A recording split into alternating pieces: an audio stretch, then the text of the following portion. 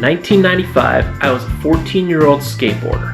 Skateboarding was my life. It was really probably the only thing I cared about. There were two super iconic shoes. Two shoes that I loved. These two shoes because they just felt good, they looked good, and they're just, to me, the best skate shoe ever.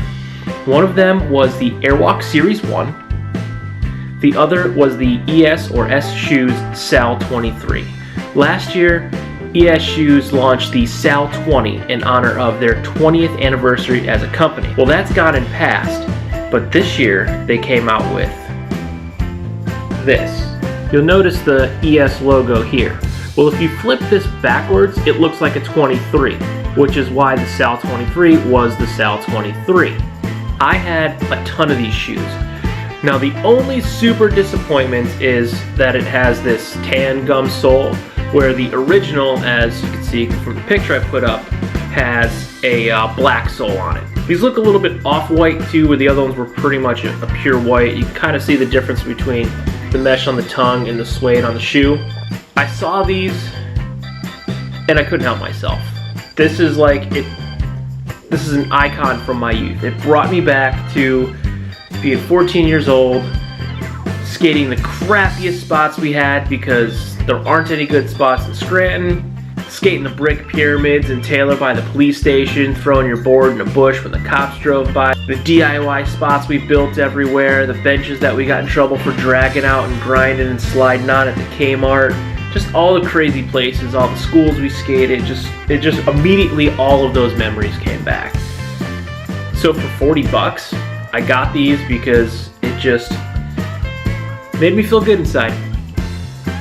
I really wish they had the black sole, but you know what? These were awesome because it's a thin shoe. It's not a big fat one. I did get into fat shoes for a while, and while I like to wear them, they're comfortable. I have a pair of DCs that Amy bought me for Christmas last year that they're super comfortable. They're they wouldn't have been a choice for me for skating. I did ride a couple fat shoes for a while, but you can't feel the board as much. You got more control, I think anyway, with these thinner shoes. They don't last as long, but one thing that was super innovative too with this is, I don't know if you can tell, there's a slight difference in color between this and the shoe. This is actually a piece of rubber. It's actually an Ollie Guard, because when you're doing all of your ollies, this is the whole part of your shoe that gets tore up.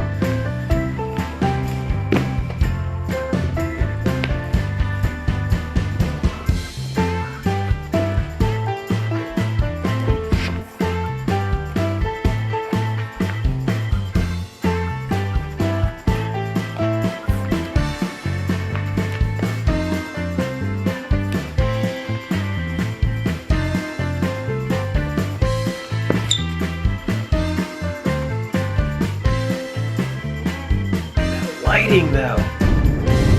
I'm on my way to get something that is 7 months in the making. I gotta get there quick because I don't want to get stuck in traffic. I might be on a suicide mission right now, but I think if I get to 81 in the next 10 to 15 minutes, I can get by with very little traffic. I'll check back.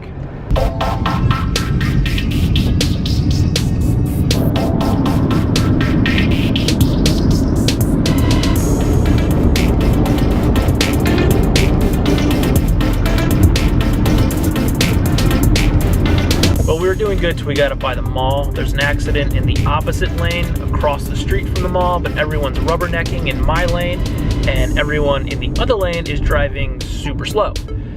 So that means I'm gonna get stuck in traffic trying to head back. But because I know what's there, I can take a little bit of a shortcut. We're here. I'll show you where we are. Northeast Music Center. Yeah, I cannot put Katana on reverb. Can we put on the PRSs at this? They're both. Can't put Waza on. PRS you can. Northeast Music. How are you? You doing? All right.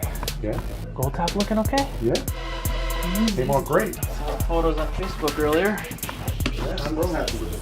Sitting in a hour and a half long meeting right before I went in. I saw the pictures, and that's all I can think about for the whole meeting.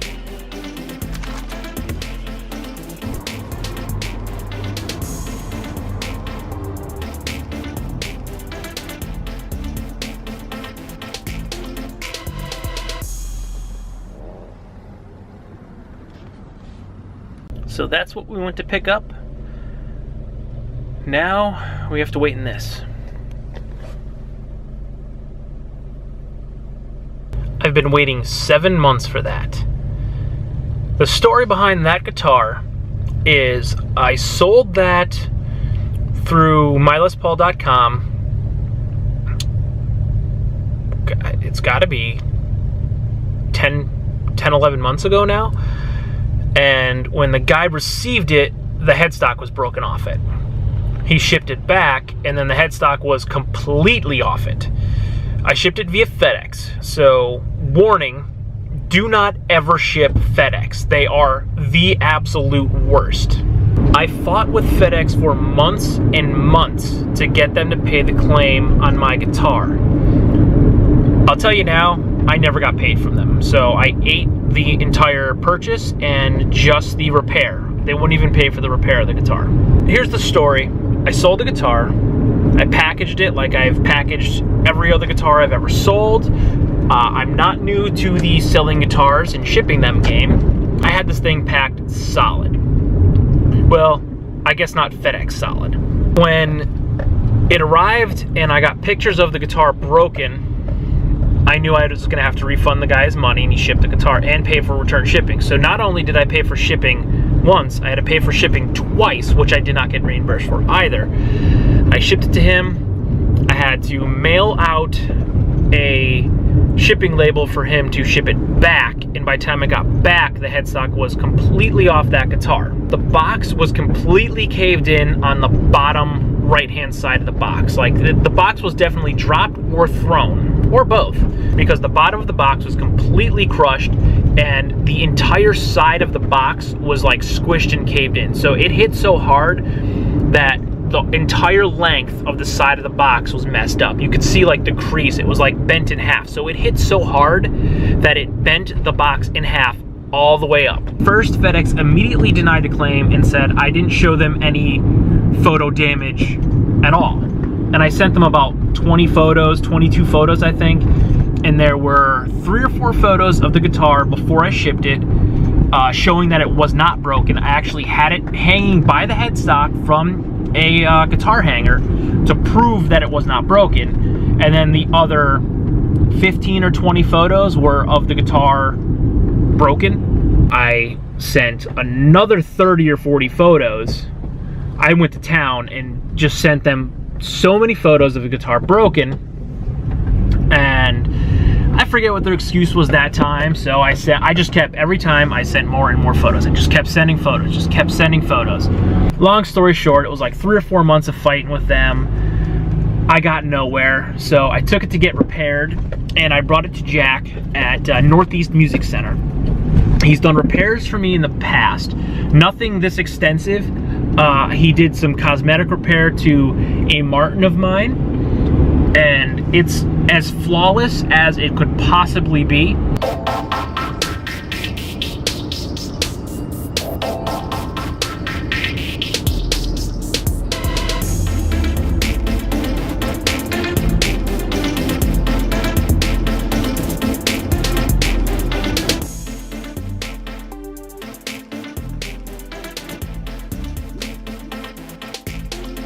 There she is.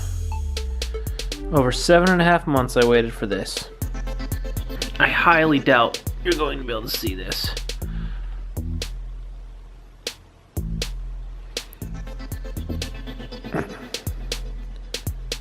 I can't even see it. It's like right in here. You could see the marks from the 1000 grit sandpaper that he sanded it with, but you can't see the break. It's like right in here. It's a hairline mark. It went all the way through.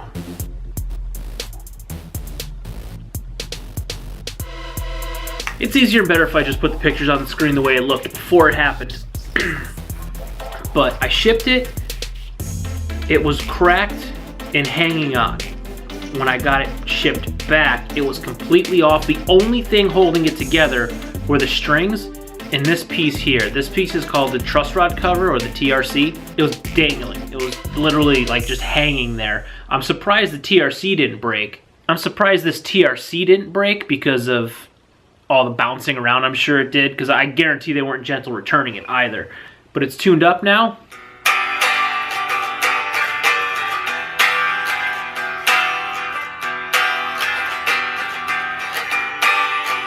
Sounds good.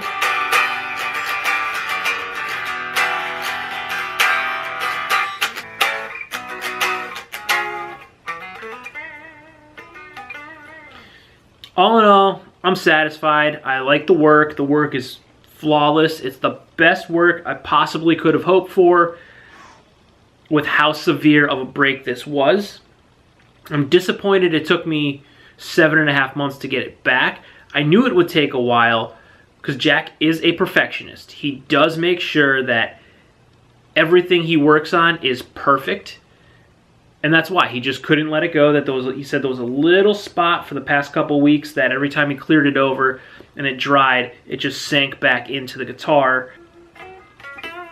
I mean, as long as the headstock doesn't break off, I'm happy.